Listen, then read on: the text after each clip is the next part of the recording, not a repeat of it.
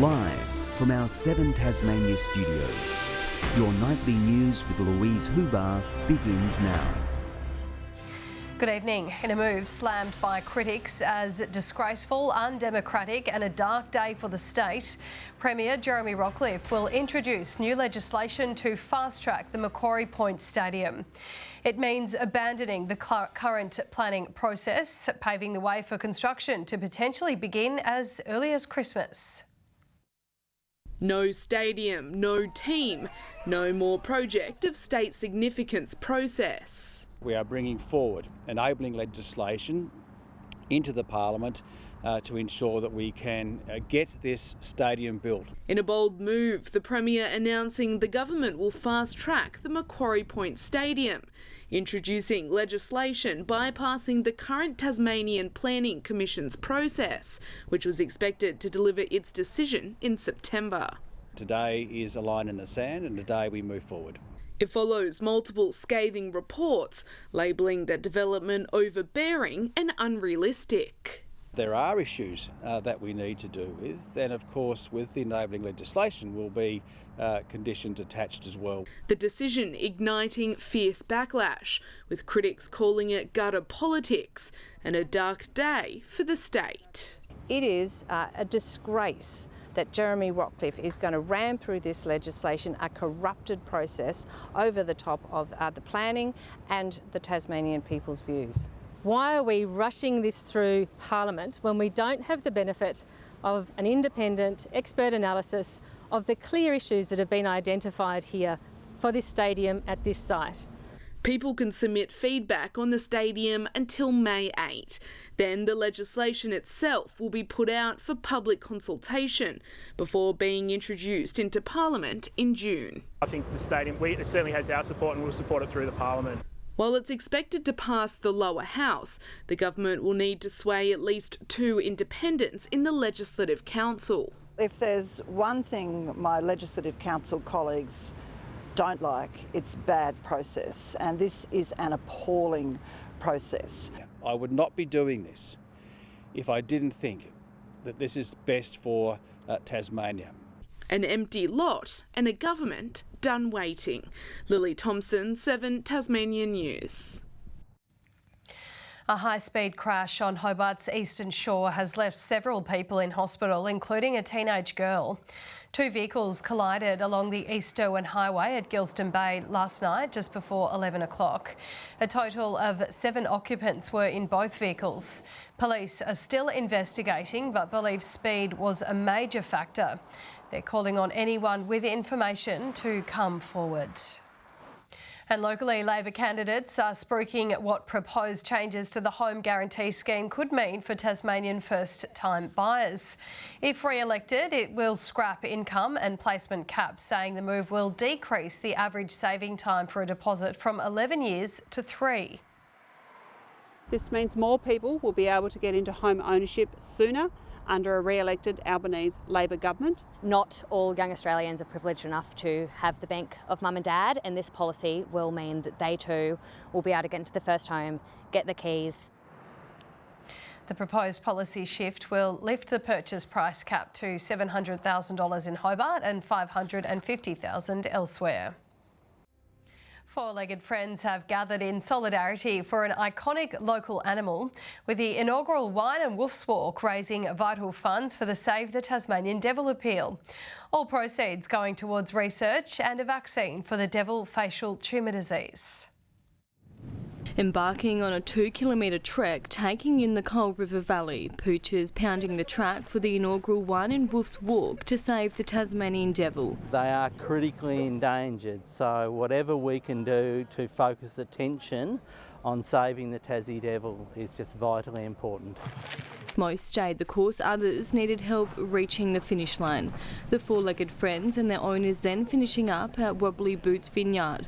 The event aiming to raise awareness about the devil facial tumour and the declining population of species. The disease has had a devastating impact on the population as a whole, with declines across the state of an estimated 68%. The occasion also a chance to bark up vital funds for research and the Save the Tasmanian Devil appeal, with hopes to create a vaccine to fight against devil facial tumour disease. Research is literally the only thing we have to prevent the spread of the devil facial tumour disease and in fact to develop a vaccine. The deadly disease causing dwindling populations of the iconic animal. Most devils that get devil facial tumour disease, they die within 6 to 12 months of that tumour first appearing. Absolutely imperative that people in our community know about the disease and also are willing to part with funds to help support us. Rebecca Gaitanera, 7 Tasmanian News. Tasmania's Nepalese community has gathered to celebrate the new year. Their calendar is at 2082, 57 years ahead of the Gregorian calendar. The community embracing the festivities with traditional food, cultural dances and live music. The main reason that we have been celebrating this is to connect the second generation Nepalese born second generation who have been born in Australia to get that deep-rooted cultural background back at home. Objective of this event is to showcase diversity within diversity in the Nepalese community and show that Tasmania, we are multicultural, and even within the Nepalese there are so many ethnic groups. Nepalese Society of Tasmania says there's a strong expatriate community and it's the third spoken language in the state.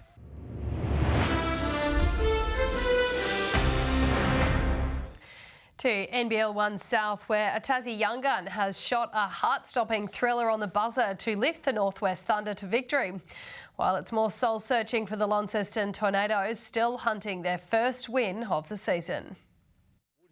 3, 2, 1, Savage. A 3-point buzzer beater bomb. Goal again! Kai Savage makes it in for 3! The Northwest Thunder down by 2, but Kai Savage came in clutch, shooting a walk-off winner, keeping the Kilsyth Cobras to a winless weekend, 84-85. Catch him if you can! The Northwest Thunder win! Heartbreak for the Kilsyth Cobras! The Hobart Chargers men's perfect start to the season is over, despite leading heading into the final minute. Richards with an acrobatic move and gets to 2 to go. Hobart retake the lead. The Ballarat Miners had a late surge, snapping the Chargers' winning streak 78-81. More luck for the Chargers women's though. Ellie Collins starring to end their 3-game losing streak. And now to Collins, unguarded for 3. Charging home over the Miners. As time expires, a 17-point victory for the Hobart Chargers. And the Tornadoes' lacklustre start continues. A 20-point effort from Megan Mullings, not enough to get them over the line. Mullings from the corner, this will be a tough shot. Great shot, that one. Megan Mullings.